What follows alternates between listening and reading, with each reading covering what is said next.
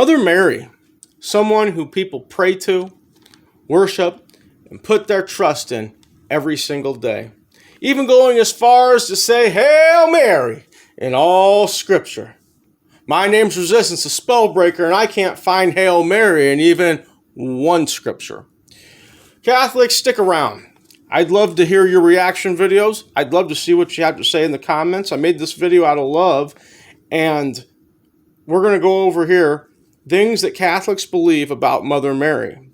It was hard for me to wrap my head around what Catholics believe about Mother Mary because none of it, and I do mean none of it, is in the Bible. So, we're going to start off with the fact Catholics believe that Mary lived without sin. This is a smack in the face to our Messiah because he's the only person who came down here and kept the Torah perfectly. Okay? Another problem that we have with this is that all human beings are born with original sin. Okay? With Jesus, of course, being the exception. Another thing they believe is that Mary died a virgin. Now, they really get caught with their hand in the cookie jar here. We're expected to believe that Mary and Joseph never had sex. Even after Jesus, was grown up and out of the house, they just, didn't want to do it. I mean, it would seem to me there'd be something wrong with them if they were a young couple, and that wasn't the case. But Jesus had brothers and sisters, and they really get caught with their hand in the cookie jar here, because this could be explained away by Joseph having more than one wife, but that's something that they don't want to put in their doctrine because they're a monolygamous only religion, and they don't want you to believe that that's righteous or that Jesus would have anything to do with being from a household with more than one wife. And they don't want you to think that he went into Mary after Jesus, was conceived. So what they do, and it's hilarious if you're ever around one of these people that try to do it, they try to go into the word brother and say that the word brother, if you dig far enough back, could actually mean cousin. So when we're hearing about Jesus' brothers and sisters, we're actually hearing about his cousins. It's absolutely hilarious. And I can promise you that Mary didn't die a virgin, because in Matthew 1:20, an angel of the master comes down to Joseph and tells Joseph basically, hey man, ain't nobody else been up in there. Don't worry about it. Take her to be your wife. Well, to be a wife then and now is different. There was no piece of paper that made you a wife. Your vagina is the marriage chamber. When a man enters into the marriage chamber, the two become one flesh under the eyes of the Most High. Okay, and that's what marriage is in Scripture. So if these two were wed, they had sex. Okay? Another thing they believe they can bow down to statues of Mary, okay? And that would go against the second commandment. Pretty big deal, okay? These people are bowing down to statues of wood and stone. Mary, of course, being the stone. The cross, of course, being wood. The first commandment, thou shalt have no other gods before me. People will claim they don't put Mary before anything else, but they do. They're lying. They do.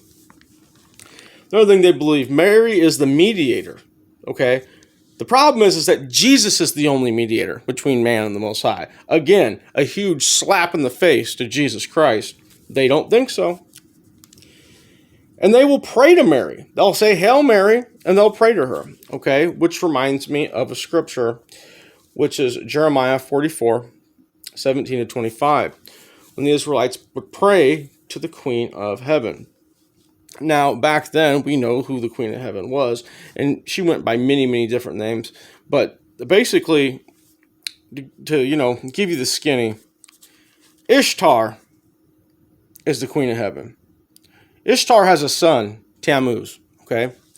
This is who the Catholics are actually praying to.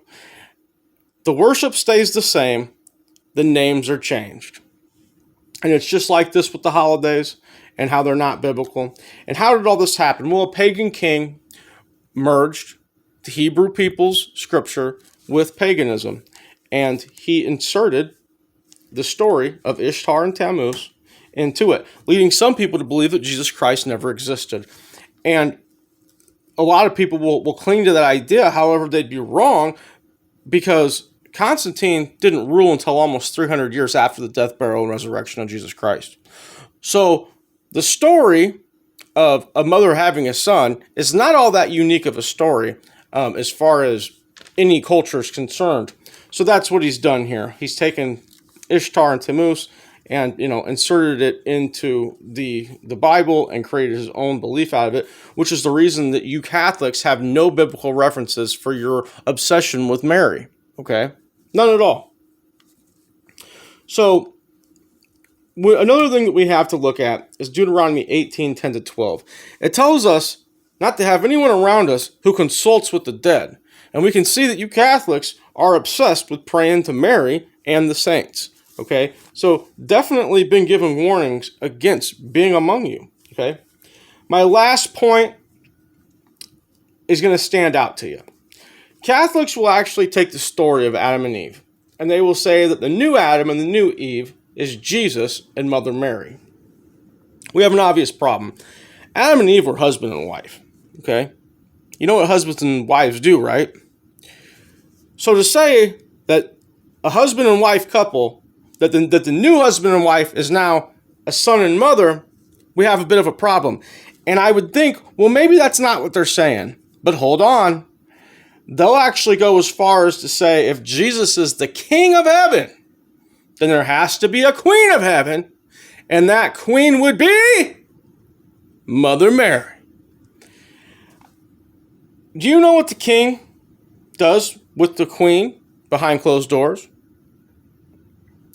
Out of all the videos that I've made on this channel, out of all the Satanists I've exposed, out of all the other theologies I've exposed that hate Jesus, the Catholic religion and what I just said may be the most blasphemous thing that I've ever heard in all my life. Catholic, I pray that you hear this. I pray that you look a little bit deeper into what you're being taught.